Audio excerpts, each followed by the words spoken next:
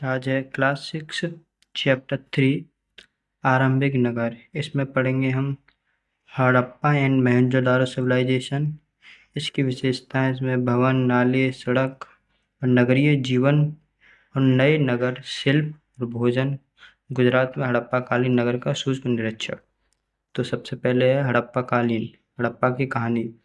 लगभग 150 साल पहले पंजाब में पहली बार रेलवे लाइन बिछाई जा रही थी, तो अचानक हड़प्पा परास्थल मिला जो आधुनिक पाकिस्तान में है। इस नगर की खोज सबसे पहले हुई, इसलिए बाद में मिलने वाले सभी परास्थलों को, जैसे इमारतें और सभी चीज़ें मिली, उनको हड़प्पा सभ्यता की इमारतें कहा गया। इन शहरों का निर्माण लगभग 4700 साल पहले हुआ। ठीक है। हड़प्पा नगर क्या था? हड़प्पा नगर देखो, पाकिस्तान के पंजाब सिंध प्रांत, भारत, राजस्थान, गुजरात, हरियाणा, यहाँ मिले। भवन, नाली और सड़क कैसे थे? एक या दो मंजिल घर हुआ करते थे। आंगन के चारों ओर कमरे और स्नानघर और कुआं इनमें होता था। ठीक। नगरीय जीवन में क्या था? इमारतें, शासक इमारतें, बहुमूल्य पत्थर, उसकी लिपिक और शिल्प। ठीक है। अब ये नगरों की विशेषताएं थी। नगरों को दो या दो से अधिक हिस्सों में बांटा गया। पश्चिमी नगर, पूर्वी नगर। पश्चिमी नगर ऊंचाई पर था, छोटा था, और बड़ा नगर निचला इलाके में था। निचले इलाके में था, ये नगर दर्रे थे, यहाँ निचला निगम कहा जाता था। अब उदाहरण के लिए जैसे मोहनजोदड़ो। ठीक है। इसमें क्या है? इसमें खास तालाब बना गया है, जिसे पुरातत्वियों ने महान स्नानघर कहा गया है। यहाँ एक स्नानघर बनाया गया था। इस तालाब को बनाने के लिए ईंट और प्लास्टर का इस्तेमाल किया गया। तो इसे बनाने के लिए ईंट और प्लास्टर का इस्तेमाल किया गया। तो पानी के रिसाव को रोकने के लिए प्लास्टिक के ऊपर चारकोल की परत चढ़ाई गई और चारों ओर कमरे बनाए गए। इनको भरने के लिए पानी कुएं से निकाला जाता था और उपयोग के बाद खाली कर दिया जाता था। विशिष्ट नागरिक विशेष अवसर पर स्नान किया करते थे। इन्होंने एक स्नानघर था मिला इसमें, जो जिसमें ईंट और प्लास्टर था। ठीक है। इसके पानी के रिसाव को रोकने की चारकोल की परत चढ़ाई गई थी और यहाँ के लोग यहाँ पे विशेष अवसर पर इस पे स्नान किया करते थे। अब है कालीबंगा और लोथल नगरों में अग्निकुंड मिले। ठीक है, ये याद रखना है। यहाँ यहाँ यज्ञ किए जाते होंगे। हड़प्पा तथा मोहनजोदड़ो में बड़े बड़े भंडार गृह मिले, ये आपको याद रखना है। अब है नगर और नए शिल्प। इसमें क्या था? हड़प्पा के नगरों में पुरातत्वविदों को पत्थर, शंख, कांसे, सोने और चांदी जैसी धातु मिली। इसमें याद रखना, इसमें लोहा नहीं मिला है। ठीक है। तथा इनसे बने तांबे और कांसे के औजार, हथियार, गहने और बर्तन पाए गए थे।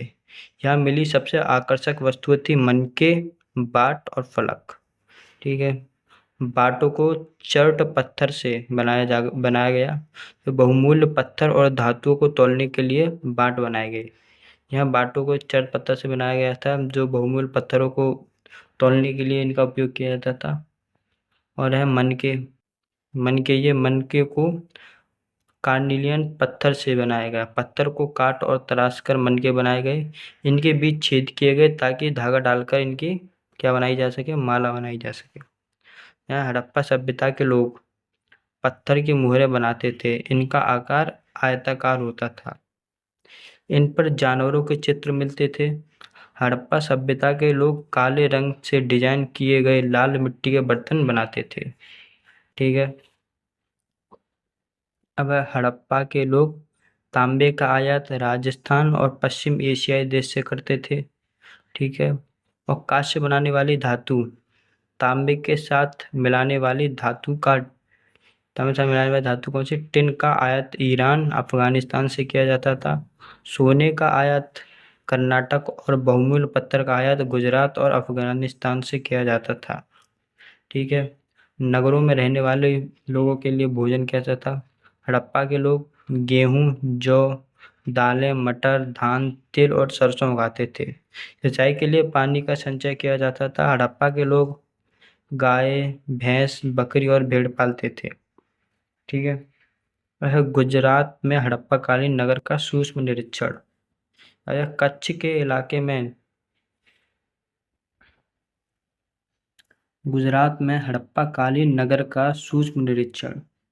कच्छ के इलाके में जरिए नेट के किनारे धौलावीरा नगर बना हुआ था। कौन सा? धौलावीरा बना हुआ था। हड़प्पा के कई नगर दो दो भागों में विनियत थे। धौलावीरा नगर इन 3 भागों में बटाया था। बाकी सभी 2 भागों में बटे थे, लेकिन ये धौलावीरा 3 भागों में बटा था। गुजरात, अब दिया गया है गुजरात। लोथल साबरमती की उपनदी पर। लोथल क्या था? एक बंदरगाह था। इसमें तालाब के साक्ष्य मिले। लोथल क्या था? एक बंदरगाह था जिसमें क्या मिले? तालाब के साक्ष्य मिले। अब ये है 7000 साल पहले मेहरगढ़ में कपास की खेती होती थी। मोहनजोदड़ो में कपड़े के टुकड़े के अवशेष, चांदी के एक फूलदान के और ढक्कन तथा तांबे के वस्तुओं से चिपके मिले। पक्की मिट्टी तथा फ्रेंच से बनी टकलिया सूट कटाई का संकेत देती है। ठीक है। अब है फ्रेंच। फ्रेंच पत्थर और शंख ये प्राकृतिक चीजों से मिलते थे, लेकिन फ्रेंच क्या था? फ्रेंच एक कृत्रिम यानी लोगों द्वारा बनाया गया था। फ्रेंच। ये किससे बनता था? ये बालू या स्फेरिक पत्थरों के चूर्ण को गोंद में मिलाकर उनसे बर्तन बनाए जाते थे। मनके, चूड़ियाँ, छोटे बर्तन जिनसे बनाए जाते थे। अब देखेंगे हड़प्पा सभ्यता का अंत कैसे हुआ, अब क्यों हुआ। तो अंत 3900 वर्ष पहले इसमें बदलाव आए। तो नगरों को छोड़ दिया गया। लोगों ने नगरों को छोड़ दिया और मोहर बाटों का प्रयोग बंद हो गया। आयात कम हुए और मोहनजोदड़ो की शहरी संरचना नष्ट हो गई और जल निकास प्रणाली का नष्ट हुआ और इसमें शासकों का नियंत्रण समाप्त हो गया था।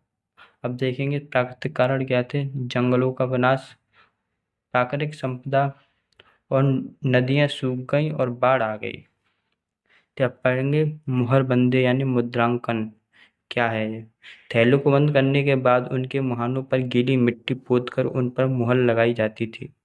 मुहर की छाप को मुहरबंदी कहते थे। यानी थैलों को बंद करने के लिए उसके मुंह पर गीली मिट्टी पोतकर उस पर एक मुहर लगाई जाती थी, जिससे पता चलता था कि ये यहीं की चीज़ है। ठीक है। मुहर की छाप मुहरबंदी कहते हैं। मुहर की छाप को मुहरबंदी कहते हैं। ठीक है। अब देखिए मिस्र। नील नदी के इलाके को छोड़कर मिस्र का अधिकांश भाग रेगिस्तान है। दुनिया के इतिहास में शवों को दफनाने की परंपरा को देखते हुए मिस्र में सबसे ज़्यादा धन खर्च किया जाता था। अब देखेंगे मेहरगढ़ में कपास की खेती। 7000 साल पहले नगरों का आरंभ हुआ था।